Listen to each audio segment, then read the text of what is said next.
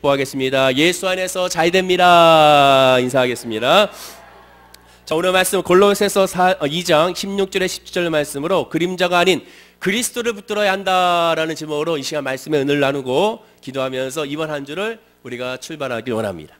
이번 주는 추석 명절 주간입니다. 매년 겪는 귀선 전쟁이 올해도 어김없이 시작되고 있음을 우리가 발견할 수가 있게 됩니다. 그런데 예전과는 다르게 점점점 시간이 흘러가면서 추석 명절과 설날 명절의 풍속이 달라지고 있는 것을 보게 됩니다.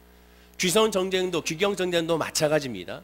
고속도로가 막히는 것도 예전과는 다른 방향으로 흘러가고 있음을 우리가 발견할 수가 있게 됩니다. 즉 예전에 어땠습니까? 고속도로가 막히는 이유는 가족과 친지를 만나기 위한, 즉 고향 앞으로 가기 위한 그런 막힘이 대부분이었습니다. 그런데 오늘날 살펴보게 되면 고속도로가 막히는 이유가 무엇이냐? 고향 앞으로가 아니라 여행을 떠나기 위하여, 가족 여행을 떠나기 위하여, 또한 친구들과의 여행을 떠나기 위한 그러한 고속도로의 막힘으로 달라진 것을 우리가 발견할 수가 있게 되죠.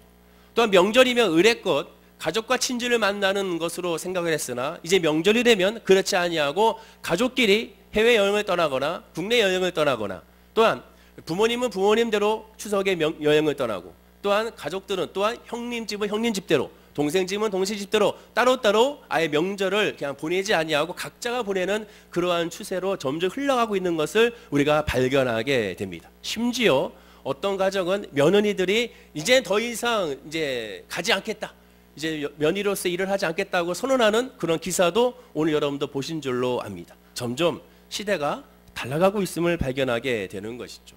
그러나 어찌했든지 간에 고향으로 가든 여행지로 가든 고속도로가 막혀서 차가 묶여 있는 것은 결국 같은 것임을 보게 됩니다. 그러나 중요한 것은 막힌다 하더라도 그 시간이 오랜만에 가족들끼리 한번 대화할 수 있고 얘기할 수 있는 시간이기 때문에 오히려 막히는 것이 또 다른 즐거움이라는 것을 믿으시고 그 시간에 더 많은 대화를 나누는 우리 성도님들이 다 되어야 될 줄로 믿습니다. 자, 이 추석 때가 되면 성도들에게 있는 고민거리가 있습니다. 요새 젊은 사람들은 별로 고민하지 않는 것이지만 아직 그래도 어르신들 가운데는 고민하는 것이 있습니다. 그것이 바로 뭡니까? 제사의 문제가 되죠. 그럼 이 제사의 문제에 대해서 우리가 성경적으로 어떻게 해석해야 될 것인가? 오늘 본문을 보면 조금 성격은 다르지만 이 제사 문제에 대해서, 명절 문제에 대해서 사도 바울은 이렇게 설명하고 있습니다. 우리 본문을 통하여 화면과 함께 16절을 읽어보겠습니다. 자, 시작. 그러므로 먹고 마시는 것과 절기나 초하루나 안식일을 이유로 누구든지 너희를 비판하지 못하게 하라. 본문에서 사도 바울은 절기에 너무 얽매이지 말라라고 말씀하게 됩니다. 여기서 말하는 절기는 명절이죠. 공동번역으로 읽어드리면, 그러므로 여러분은 먹고 마시는 문제나 명절 지키는 일이나 초생달 축제와 안식일을 지키는 문제로 아무에게도 비난을 사지 마십시오라고 말씀하게 됩니다. 자, 그래서 오해하지 말아야 될 것이 추석에 조상을 추모하고 가족과 친족을 오랜만에 만나서 서로 안부를 묻고 화목하게 지내는 것이 크리스찬도 동참하고 보존해야 될 좋은 풍습이라는 것은 변함이 없는 사실이라는 것입니다. 이스라엘 백성에게는 이 명절이 7대 명절, 7대 절기가 있었습니다. 유월절, 무교절, 초실절, 칠칠절, 나팔절, 속죄일, 장막절, 이 7가지의 절기가 있었고 이 7가지의 절기를 철저히 지켜야 했습니다. 또 이스라엘 백성들은 속죄제만 지내는 것이 아니라 화목제라는 것을 통하여 같이 이웃과 함께하는 시간도 가졌음을 발견할 수가 있게 됩니다. 오늘 본문의 16절은 이렇게 시작이 되죠. 그러므로 라고 시작이 됩니다. 그 얘기는 뭡니까? 그러므로 라는 것은 앞에 있는 내용들에 대하여 결론을 냈거나 요약을 하는 것을 보게 됩니다. 그래서 앞에 있는 내용이 뭔지를 알아야 오늘 본문 말씀의 의도를 파악할 수가 있게 되죠. 그럼 앞에는 어떤 내용이 있었는가? 16절 앞에는 무슨 내용인가? 초대교회에 들어온 거짓 교사들에 의하여 잘못된 복음이 들어온 것에 대하여 경고하는 말씀이 오늘 본문 앞절에 있는 말씀이 됩니다. 그럼 거짓 교사들이 무슨 말씀을 전했는가? 거짓 교사들은 인간의 구원이 오직 예수 그리스도로 말미암아 구원을 얻는다는 것을 왜곡을 했습니다. 예수님만이 길이요 진리요 생명이기 때문에 오직 예수님만 믿으면 구원을 받는데, 예수님만 믿고 구원받는 것이 아니라 다른 방도도 있다. 그것은 무엇이냐? 예수 그리스도를 믿는 것으로는 부족하다. 율법도 필요하다. 절기도 잘 지켜야 된다. 할례도 받아야 된다라는 것을 가르치게 되죠. 예수 그리스도 외에 이 세 가지들을 플러스 시켰을 때 진짜 구원을 받을 수가 있다고 바로 이 골로새 교회의 사람들에게 거짓 교사들이 들어와 잘못된 복음을 전하고 있게 됩니다. 사도 바울은 그렇기 때문에 그 절기들은 예수 그리스도를 예표하는 것이지 그것이 구원이 이르는 것이 아니다. 유월절 지킨다고 여러분 구원을 받습니까? 여러분 이 시간에 예배 드린다고 여러분 다 구원 받나요? 예배 드렸기 때문에 구원 받는 것이 아니에요. 제가 늘 강조한 것처럼 교회 다니면 구원 받습니까? 교회 다니면 구원 받는 것이 아닙니다. 교회 구원이 있다 없다 할 수 없어요. 구원의 핵심 뭡니까? 교회가 아니고 예배가 아니고 기도가 아니고 예수 그리스도를 믿느냐 믿지 않느냐입니다.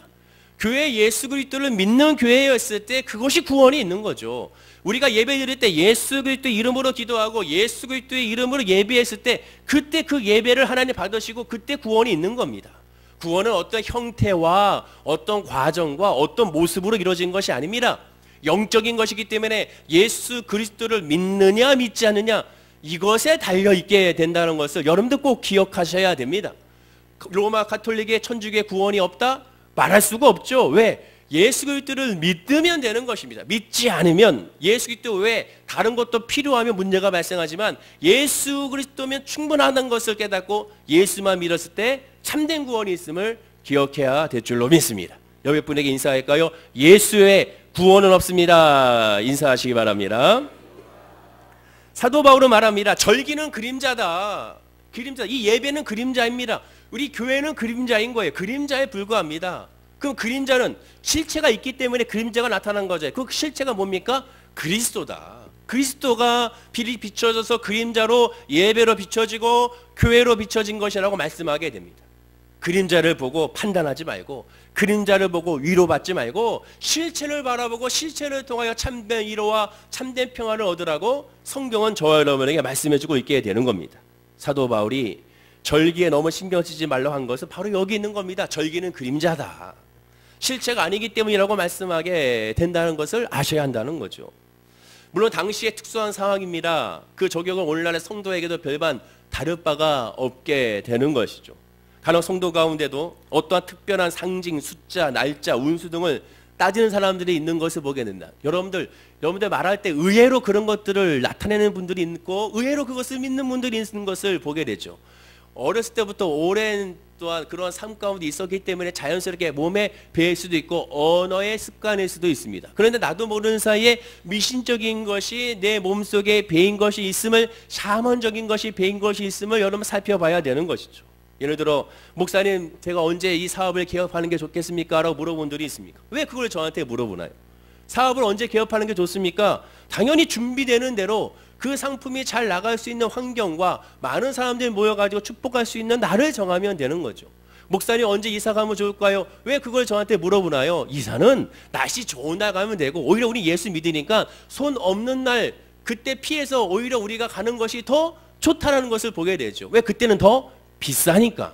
오히려 더 좋은 날짜를 선택한다는 것은 쌀 수 있는 날짜를 선택하는 것은 오히려 그럴 때를 선택하는 것이 좋게 되는 겁니다. 사람들에게 가장 알릴 수 있고 날씨가 좋고 내가 봤을 때 가장 마음이 편안한 날 그날 가면 됩니다. 그렇다고 주일날 이사 가시면 안 되는 거죠.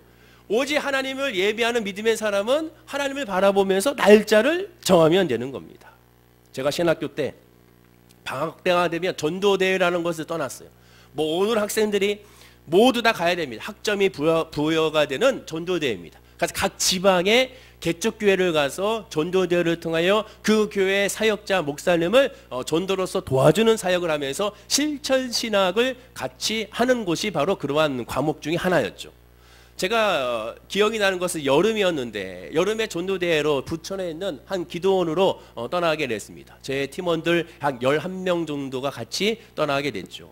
그때 그 교회에 여자 목사님이 계셨는데 근데 그 여자 목사님이 우리를 보면서 굉장히 반가워하시면서 같이 그 도착 예배를 드리고 그 다음에 식사를 마치고 나서 갑자기 종이 한 장씩을 우리에게 나눠주게 됩니다. 그러면서 하시는 말씀이 이 종이를 나눠주면 거기에 여러분들의 이름을 적어 주십시오. 한자까지 적어가지고 그리고 생년월일을 적어 주십시오 라고 말씀하는 거죠. 이게 뭐 하는 건가 속으로 생각했더니 하시는 말씀이 자 적어주면 제가 그것을 가지고 여러분들을 위하여 애언기도를 하겠습니다. 여러분의 생명언을 가지고 여러분 이름을 가지고 뜻풀이를 하면서 영적인 애원기도를 하겠습니다라고 저한테 말씀을 하시더라고요. 그 얘기를 듣는 순간 야, 잘못 왔구나 생각이 드는 거죠. 무슨 이 교회가 뭐 콜라보레이션도 아니고 기독교와 미신이 하나가 돼가지고 하는 것도 아니고 이거 말도 안 되는 거죠. 무당과 같은 그런 모습으로 하는 것이죠. 어쩐지 기도할 때 안수 기도를 해주시는데 넘어가라고 계속 힘을 주는 거죠. 전 버텼죠. 나 안 넘어가. 안 넘어갈 거야. 계속 미루는 거죠. 넘어가야 이게 응답받는다. 말도 안 되는. 그때부터 좀 이상했는데 종이 한 장 나눠주면서 이름하고 그 다음에 생년월일을 쓰라는 것이죠. 그래서 하시는 말씀이 아직도 기억나는 건 하나님은 이름을 너무 중요하게 여기셨다. 물론 이름을 중요하게 여기셨죠. 그런데 이름을 중요하게 여기시긴 했지만 그 이름 자체가 구원이 아닙니다. 그 이름을 너무 중요시 여겼다면 하나님은 모든 사람 이름을 바꾸셨겠죠. 그래서 특정한 사람들만 하나님 이름을 바꿔주시지 않았습니까? 그것은 아니라는 거죠. 그런데 그분은 그렇게 생각하고 애원기도 해주겠다는 거죠. 제가 그 얘기를 듣는 순간 제가 팀장이었기 때문에 11명을 다 그날로 바로 다 철수시켰습니다. 철수시키고 바로 그날로 신학교 가서 우리 학생과장 선생님한테 교수님한테 가가지고 이런 문제가 있는 것에 왜 우리를 여기를 보내줬느냐고 따졌던 그런 기억이 나게 됩니다. 여러분 알게 모르게 우리는 이러한 샤먼적인 것으로 미신적인 것이 우리에게 몸에 배인 것을 보게 돼요. 데살로니가후서 2장 3절에 이런 말씀이 있습니다. 자, 우리 다 함께 한번 읽어보겠습니다. 시작. 누가 어떻게 하여도 너희가 미혹되지 말라. 먼저 배교하는 일이 있고 저 불법의 사람 곧 멸망의 아들이 나타나기 전에는 그날이 이르지 아니하리니. 말세 때 어떤 일이 일어날 것인지를 설명해 주고 있습니다. 자, 말세 때 어떤 일이 일어납니까? 교회 안에서 배교하는 일이 일어난다고 먼저 말씀합니다. 교회 안에서 배교한다. 교회 안에서 하나님을 떠난다는 거예요. 하나님을 배신한다는 거예요. 하나님을 믿지 않는 사람들이 어디에? 교회 안에 있다. 불신자가 늘어나는 것이 아닙니다. 불신자들이 많아지고 예수 믿지 않는 사람들이 갈수록 늘어나니까 야 이제 말세다 아니라는 거예요. 진짜 말세는 언제 이루어지느냐? 예배를 드린다고 하면서 기도를 한다면서 하나님을 섬긴다고 하면서 심지어 목사라고 하면서도 하나님을 믿지 아니하고 하나님을 예배하지 아니하고 예수를 전하지 않는 사람들이 늘어난다는 겁니다. 즉 교회 안에서 배도한 사람들이 늘어날 때 그때가 말세의 모습이라고 말씀하게 되는 거예요. 흔히 지구의 종말을 이야기할 때 죄악이 만연하고 자연재해가 많이 일어나고 지금처럼 막 여기저기서 지진이 일어나고 빙하가 많이 녹으니까 와 이제 지구의 종말의 때가 됐다 말하는데 그렇지는 않다는 거예요. 성경 전혀 반대입니다. 여러분 지구는 알아서 자정작용이 있습니다. 시간이 오래 걸려서 그렇지 때가 지나면 지구는 회복하게 돼 있어요. 왜? 하나님의 창조물이기 때문에 그렇습니다. 때가 되면 다 회복이 돼요. 최근에 심해지긴 했으나 빙하가 다 녹긴 했으나 걱정할 필요가 없습니다. 때가 되면 하나님께서 또 지구를 지구다로 만들어 주십니다. 쉽게 파멸되지가 않아요. 지구 자체도 하나님이 부여해 놓은 스스로 생존해가는 하나님의 창조물이기 때문에 그렇다는 것을 여러분 인지해야 됩니다. 예를 하나 들까요? 얼마 전에 그 뉴스에서 나온 거지만 브라질의 원시림이요 갈수록 늘어나고 있다는 거예요. 오히려 우리가 생각했을 때는 와 브라질의 원시림과 그 나무 초목이 점점 사라져가지고 큰일 났다 생각할지 모르죠. 그러나 그렇지 않다는 오히려 점점 늘어나고 있다는 거예요. 문제는 뭐냐? 인간들이 벌목과 벌채를 많이 하지만 않는다면 필요 이상 하지 않는다면 점점 더 늘어나고 있다는 거예요. 오히려 지금 온난화 현상이 일어나기 때문에 더 많이 늘어나고 있다고 합니다. 왜 그러느냐? 온난화 현상으로 말미암아 비도 많이 오고 그리고 비도 많이 오면 날씨도 온도도 올라가기 때문에 그 원시림에 있는 그 열대 우림들이 점점 더 확장되어 간다는 거죠. 사막도 확장되어 가지만 그 지역의 그 그 나무들도 더 늘어나고 있음을 말하게 되는 겁니다. 지구는 하나님의 창조물입니다. 시간이 걸릴 뿐 반드시 회복되게 되어 있어요. 그 문제는 뭡니까? 인간이죠. 인간이 왜 지구를 걱정합니까? 지구를 걱정할 필요가 없어요. 인간 자체가 스스로를 걱정해야 되는 거죠. 흔히들 연예인 걱정은 쓸데없는 거라고 말하지 않습니까? 저도 동의합니다. 연예인들 보세요. 수십억, 수백억의 빚이 있어도 방송 출연을 하다 보니까 금방 3년, 5년 만에 갚아 나가는 연예인들 우리가 발견하고 있지 않습니까? 쓸데없는 걱정이라는 것이죠. 그 얘기는 뭐예요? 자기나 먼저 걱정하는 거죠. 마찬가지로 인간이 어찌 하나님을 걱정합니까? 인간이 어찌 하나님의 창조물을 걱정합니까? 그럴 필요가 없습니다. 우리 자신을 걱정해야죠. 인간을 먼저 걱정하는 것이 먼저입니다. 하나님은 인간을 걱정하셨습니다. 그래서 예수님이 이 땅에 오시게 된 거죠. 십자가에 달려 죽으시고 부활하시게 된 겁니다. 값없이 모든 것을 베풀으시고 은혜로 우리에게 내주신 것이 바로 하나님이 인간을 걱정하셨기 때문에 그렇죠. 인간이 지구를 걱정하지는 않습니다. 아니 하나님이 지구를 걱정하지 않죠. 하나님이 이 땅에 있는 모든 동물을 걱정하지 않습니다. 왜? 하나님이 결국 하나님께 회복시키기 때문에 그렇습니다. 하나님의 진노를 끝내 참지 못하고 이 땅을 심판하시는 이유가 무엇입니까? 다른 것이 아닙니다. 야, 너희들이 자연을 훼손했으니 내가 너희를 심판할 거야. 성경에 그런 말이 나옵니까? 절대로 나오지 않습니다. 너희들이 이 지구를 온난로를 만들었으니 내가 너희를 심판할 거야. 하나님은 절대 그렇게 말씀하지 않습니다. 이유는 딱 하나입니다. 오늘 성경에 말하는 것처럼 하나님을 믿지 않기 때문에 그렇습니다. 아니, 하나님을 믿었지만 예수 그리스도 이름으로 그 이름을 불렀지만 결국 하나님을 배도했기 때문이라고 성경은 우리에게 말씀해주고 있습니다. 하나님은 교회 안에 사단이 들어와서 설치는 것은 절대로 참지 않습니다. 데살로니가후서 2장 10절에 말씀합니다. 우리 다 함께 화면과 함께 읽어볼까요? 자, 2장 10절 말씀 화면이 안 나오니까 제가 읽어드리겠습니다. 불의의 모든 속임으로 멸망하는 자들에게 있으리니 이는 그들이 진리의 사랑을 받지 아니하여 구원함을 받지 못하니라 라고 말씀하십니다. 이미 그들은 멸망당했다는 거죠. 에베소서 2장 2절에도 이렇게 말씀합니다. 자, 이 말씀은 나오니까 한번 읽어볼까요? 자, 시작. 그때 너희는 그 가운데서 행하여 이 세상 풍조를 따르고 공중의 권세 잡은 자를 따랐으니 곧 지금 불순종의 아들 가운데 역사하는 영이라. 그때가 어땠습니까? 말세 때에 하나님을 배도할 그때에 하나님의 사람들이 이 세상 풍조를 따른다는 겁니다. 하나님의 말씀을 따르는 것이 아니라 교회 안에 있으면서도 예배하면서도 말씀을 들으면서도 말씀 중심이 아니고 세상 중심으로 흘러간다고 말하게 됩니다. 이 세대가 흘러가는 악한 모습이 바로 이것이라는 거죠. 지금 이 말씀이요, 이 성경 말씀은 기본적으로 불신자들에게 주어지는 말씀이 아니라 믿는 자에게 주어지는 말씀이에요. 자, 믿는데 어떻게 믿느냐가 중요하다는 것이죠. 그 죄악된 풍조를 본받지 말고 하나님 앞에 거룩과 산제사를 드리라고 계속 우리에게 말씀해주고 있는 겁니다. 요즘 여러분들 젊은이들의 거리를 한번 가보셨나요?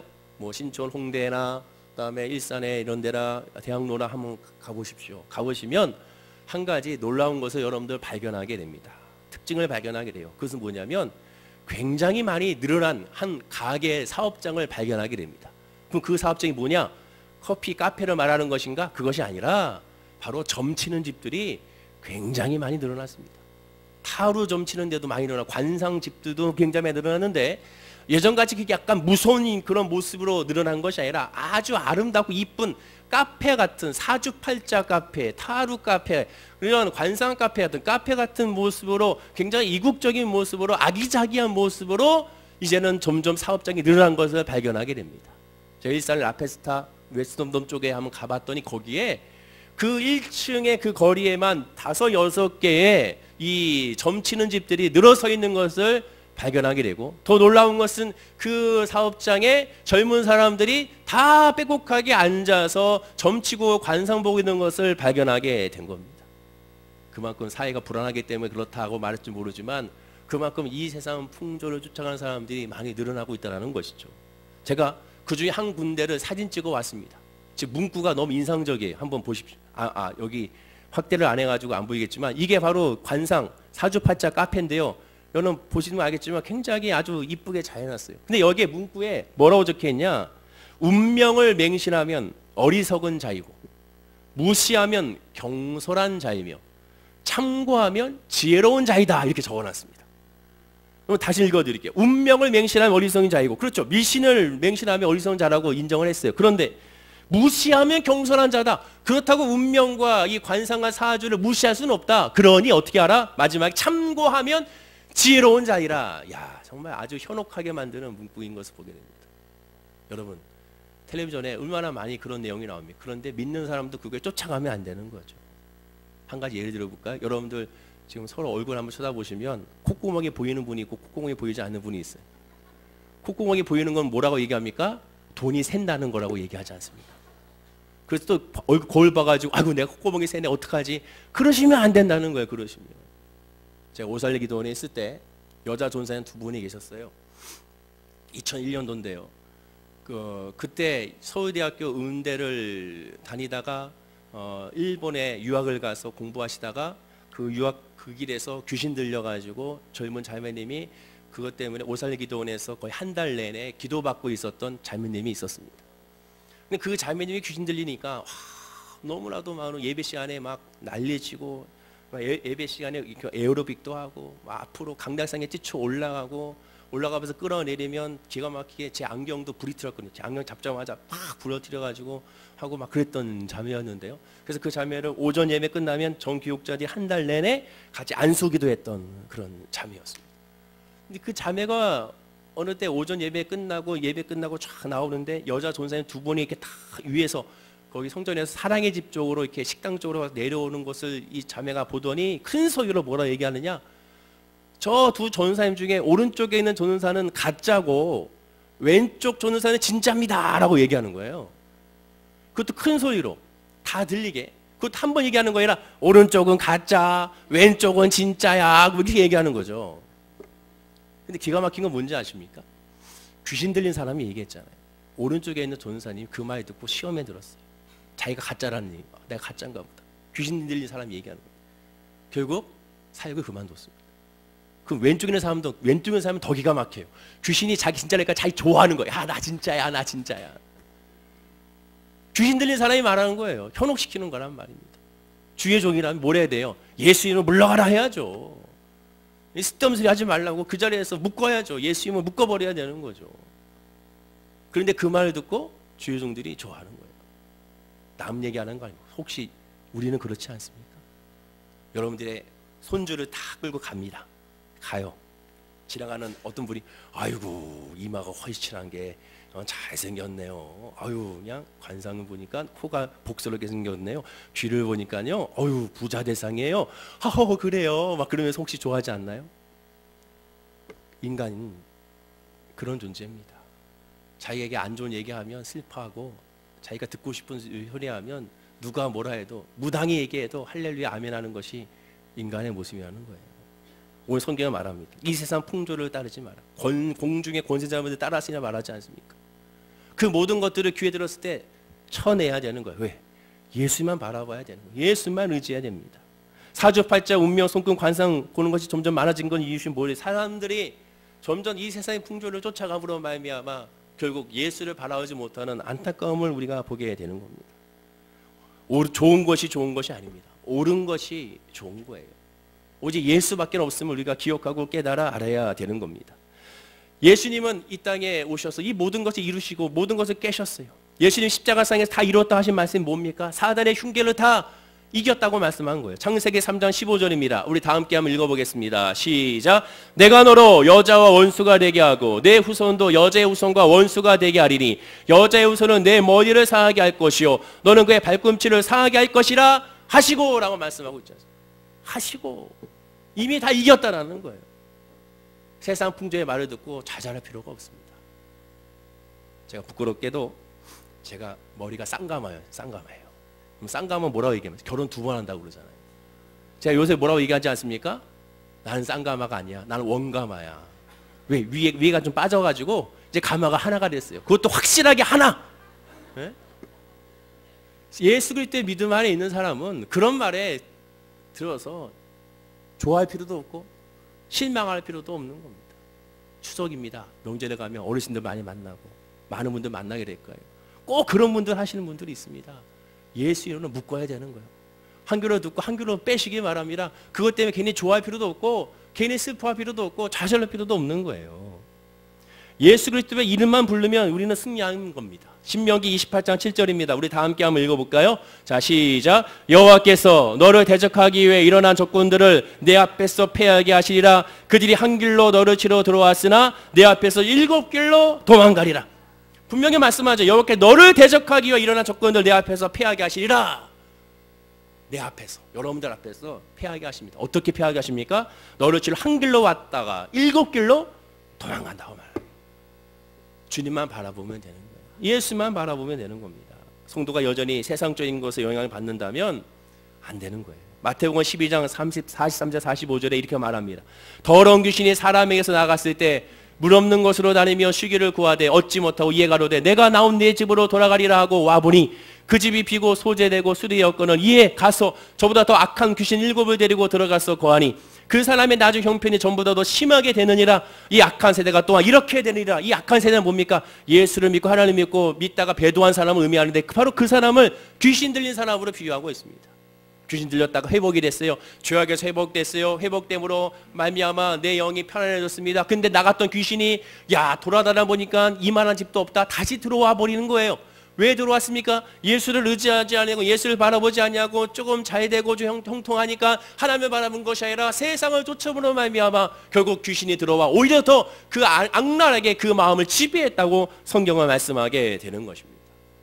하나님은 항상 저와 여러분을 떠나지 아니하고 늘 우리와 함께 하십니다. 아니 늘 함께 하시는 것을 우리가 깨달아야 되는 거예요. 로마서 8장 31절에 그런저 일에 대하여 우리가 무슨 말하리요? 만일 하나님 우리를 이유하시면 누가 우리를 대적하리요? 분명히 말씀하고 있지 않습니까? 예수만 바라보면 승리하게 되는 거예요. 이미 승리한 것을 우리가 고백할 수밖에 없게 되는 겁니다. 그런데도 성도님들이 예수를 믿는다는 것이 얼마나 큰 권세인지 실감하지 못하는 것 같습니다. 여러분, 우리가 믿는 하나님은 창조주 하나님, 그 예수 그리스도 이름으로 기도하는 우리의 기도는 반드시 응답한다는 것을 믿음으로 선포하고 기도해야 될 줄로 믿습니다. 요한복음 15장 5절에 말씀합니다. 자, 다 함께 큰 소리를 읽어보겠습니다. 나를 떠나서는 너희가 아무것도 할 수 없음이라. 예수 안에 떠나면 아무것도 할 수 없어요. 오직 예수님이 우리와 함께 계심을 선포하고 그리고 그것을 깨달아야 되는 겁니다. 기독교인을 핍박했던 사도 바울, 즉 옛날에 사울이었죠. 사울이 다메섹 도상에서 예수님을 만났습니다. 그때 예수님이 뭐라고 말씀합니까? 사도행전 9장 4절에 땅에 엎드려져 들음에 소리가 있어 이르시되 사울아 사울아 내가 어찌하여 나를 박해하느냐. 사울아 사울아 내가 어찌하여 나를 박해하느냐라고 말했습니다. 사울아 사울아 왜 성도를 박해하느냐, 왜 하나님의 자녀를 박해하느냐가 아니라 왜 나를 박해하느냐고 예수님 말씀하시죠. 즉 예수님은 성도와 동격으로 말씀해주고 있게 되는 겁니다. 자신이 성도들과 함께 하시기 때문에 성도가 핍박받으면 예수님도 핍박받는다는 거죠. 예수님이 성도 함께 한다는 또 다른 증거가 있습니다. 그것은 뭡니까? 성도에게 귀신 들렸다는 것을, 또한 귀신 들린 사람 성도가 예수님을 발견하는 것을 통하여 발견할 수가 있습니다. 예수님이 이 땅에 왔을 때 예수가 그리스도임을, 메시아 구세주임을 가장 먼저 알아본 사람이 누구였을까요? 종교 지도자들이었을까요? 아니죠. 그럼 믿음이 좋은 성도들이었을까요? 역시 아닙니다. 누가 제일 먼저 알아봤습니까? 아이러니하게도 귀신 들린 사람이 제일 먼저 알아봤습니다. 즉 귀신이 알아봤어요. 마가복음 1장 23절 24절입니다. 우리 다 함께 한번 읽어볼까요? 시작. 마침 저희 회당에 더러운 귀신 들린 사람이 있어 소리질러 가로되 나사렛 예수여 우리가 당신과 무슨 상관이 있나이까? 우리를 멸하러 왔나이까? 나는 당신이 누구신 줄 아오니 하나님의 거룩한 자니이다. 귀신이 예수님이 누군지 정확히 알았습니다. 이방인들은 자기들의 욕심을 채우기 위하여 예배하고 기도하는 종교를 갖습니다. 그러나 성도는 달라야 됩니다. 우리가 믿는 이유가 뭡니까? 우리가 이 시간에 예배하는 이유가 뭡니까? 예배함으로 말미암아 하나님이 주시는 것으로 행복하려고 하는 것인가? 그것은 아니에요. 그 이방신과 똑같습니다. 하나님 그 자체가 우리의 복이고 예수 그 자체가 우리의 은혜고 예수로 말미암아 진정한 은혜와 평안이 있음을 깨닫기 때문에 예수를 구하고 하나님의 사랑을 구하기 위하여 우리가 예배하고 기도하는 겁니다. 즉 성도는 자기 욕심의 안식과 평안함을 위하여 예배하는 것이 아니에요. 자기 영혼이 주 안에서 평안과 안식을 얻기 위하여 하나님의 뜻을 위하여 예배하는 존재가 저와 여러분임을 기억해야 되는 겁니다. 즉 하나님만이 우리의 목표가 되어야 한다는 거죠. 예수를 잘 믿는다는 것이 기도 잘하고 성경을 줄줄 외우는 것이 아닙니다. 물론 할 수만 있으면 누구나 다 그렇게 해야 됩니다. 그러나 기도하고 성경 잘 알아도 세상 사는 것과 같이 세상 것을 쫓아가고 세상의 풍조를 쫓아간다면 그것으로 말미암아 행복해하고 그것으로 말미암아 기뻐하고 그것으로 말미암아 좌절한다면 그것은 성도가 아니라 종교인에 불과하다는 것입니다. 성도란 세상 사람들이 신경 쓰고 겁내고 현혹되고 추구하고 바라보고 중요하다고 생각하는 것들로부터 뭐 해야 됩니까? 자유로워야 됩니다. 여러분의 장막, 여러분의 사업, 여러분의 직장, 이 모든 것에서 그래서 예수를 바라보면 뭐 하게 됩니까? 자유하게 되는 거예요. 자유하게. 하나님의 은혜와 예수 그리스도 이름으로 말미암아 기뻐하고 평안한 존재가 바로 진짜 성도라는 것을 기억해야 되는 겁니다. 절기와 먹고 마시는 것은 다 그림자에 불과합니다. 자, 그림자는 뭡니까? 실체를 드러내기 위한 모습이죠. 그러면 우리에게 다가오는 고난과 역경과 아픔과 상처도 다 그림자입니다. 무엇을?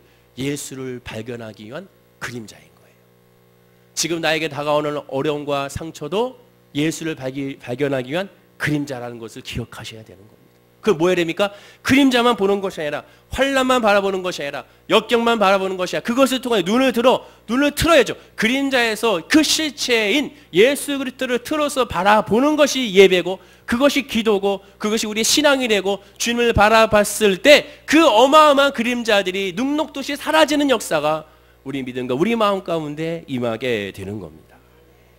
성도란 세상의 운명에 따라서 사는 존재가 아닙니다. 오히려 성도의 삶과 운명에 절대로 털끝만한 큼의 영향도 끼치지 못한 존재가 저와 여러분임을 기억하고 깨달아 아셔야 되는 겁니다. 한 가지 예를 들어볼까요? 다리 떨면 복 달아난다고 하죠. 여러분 그 말 많이 들어보셨죠? 그러면 다리 떨면 정말 복이 달아납니까?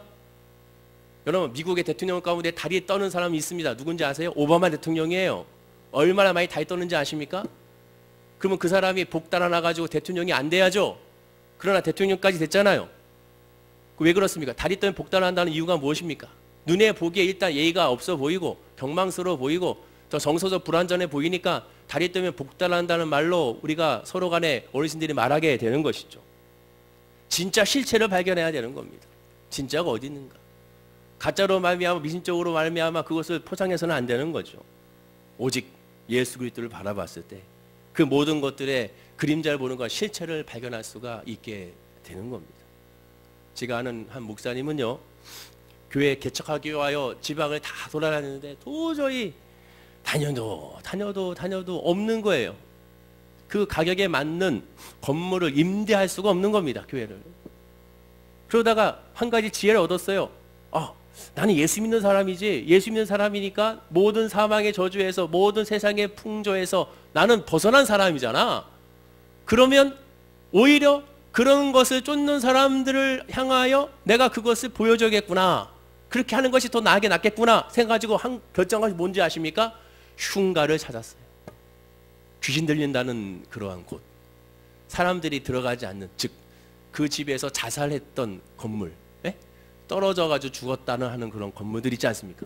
오히려 그 데를 찾아가지고 아주 싸게 그것도 임대 그 주가 아주 행복하고 감사할 정도로 어마어마한 싼 가격으로 그곳에 들어가 개척함으로 말미암아 지금까지 목회를 잘하시고 계시는 우리 청주에 계시는 목사님을 알고 있습니다. 예수 믿는 사람은 그 정도의 배짱 있는 사람이 됨을 기억하고 깨달아 알아야 되는 겁니다. 어떠한 소리가 들리고 어떠한 환경이 다가와도 나는 예수 믿는 사람이야, 나는 하나님의 자녀야, 나는 믿음에 있기 때문에 나는 망하지 않아, 주님이 나를 보호하셔, 그런 믿음의 모습이 저와 여러분에게 일어야 될 줄로 믿습니다. 여러분에게 인사할까요? 나는 예수 안에서 승리합니다. 인사하겠습니다. 명절 때 제사도 마찬가지입니다. 제사를 이걸 해야 됩니까 말해야 됩니까? 뻔하죠. 제사를 같이 인사하면 안 되죠. 절하면 안 됩니다. 절한다는 건 뭐예요? 바우 다운, 엎드려 경비한다는 겁니다. 절만 하지 마십시오. 그 뭐 해야 됩니까? 음식 하지 마. 음식은 하셔야죠. 그건 하세요. 상관없습니다. 왜? 가족끼리 같이 나중에 먹지 않습니까? 열심히 도와주세요. 열심히 해주세요. 그러나 같이 절하지 마시고 그때 기도하시기 바랍니다. 이겨나세요. 그 모습이 비춰지게 되는 거예요. 마지막으로 이 예화를 하나 들까요? 조윤기 목사님과 함께 살겠던 최장실 목사님은 서로 성향이 완전히 달랐다고 합니다. 조윤기 목사님은 제사 음식을 누군가 갖다 주게 되면 배고프니까 맛있게 기도하고 드셨다고 해야죠. 그런데 최장실 목사님은 너무 영적인 분이다 보니까 그것이 제사 음식을 먹기만 하면 다 토했다는 거예요. 그러니까 최장실 목사님이 조윤기 목사님한테 왜 이거 먹느냐, 제사 음식을 무슨 소용이, 하나님이 주시는 음식인데 기도하고 예수 믿으면 기도하고 무찌르고 먹으면 되지. 그래가지고 열심히 맛있게 드셨다는 거죠. 최장실 목사님 거 가지고도 열심히 드셨다는 겁니다. 자, 이 얘기가 뭡니까? 예수 그리스도에 믿음 있는 사람은 거기서 자유해야 된다는 거예요. 다만 조건이 있습니다. 굳이 내가 그것에 대해서 신앙적으로 불편하고 그것으로 말하면 내가 무너진다면 거기서 피하면 좋고요. 내가 무너질 것 같은데도 불구하고 굳이 그렇게 한다면 오히려 시험이 될 수 있으니까 안 하는 것이 좋다는 겁니다. 그러나 내 믿음 안에서 담대하게 이길 수 있다면 그렇게 하는 것이 좋다는 것이죠. 여러분, 어떤 환경이 중요한 것이냐, 그것이 역사하신 실체 예수 그리스도가 중요한 겁니다. 사랑 모르는 성도님들, 오직 그림자를 붙들지 말고 예수님을 붙들고 바라보는 말미암아 장래 하나님의 소망으로 승리하는 모든 성도님 되기를 간절히 축원하고 기도드립니다. 기도하겠습니다. 아버지 하나님 감사합니다. 실체이신 예수를 바라보는 우리 모든 성도님들이 되게 하여 주시옵소서. 주님만 바라보게 하시고 주님만 의지하게 하시고 주님만 역사를 하게 하여 주시옵소서. 이 세상 풍조의 소식이 많이 들립니다. 사업에 대한, 직장에 대한, 또한 관계에 대한, 또한 학업에 대한, 가정에 대한 여러 가지 많은 세상 사람들의 풍조의 소식이 들릴지 몰라도 그것에 흔들리지 않고 귀입거리지 말고 그것으로 울고 웃지 말고 오직 예수, 실제이신 예수를 바라보고 예수님께 의지하고 예수의 말씀에 집중하고 하나님께 드려짐으로 말미암아 하나님의 응답을 받는 우리 성도님들이 될 수 있도록 복을 더하여 주옵소서. 감사드리며 예수님의 이름으로 기도드립니다. 아멘. 우리 말씀은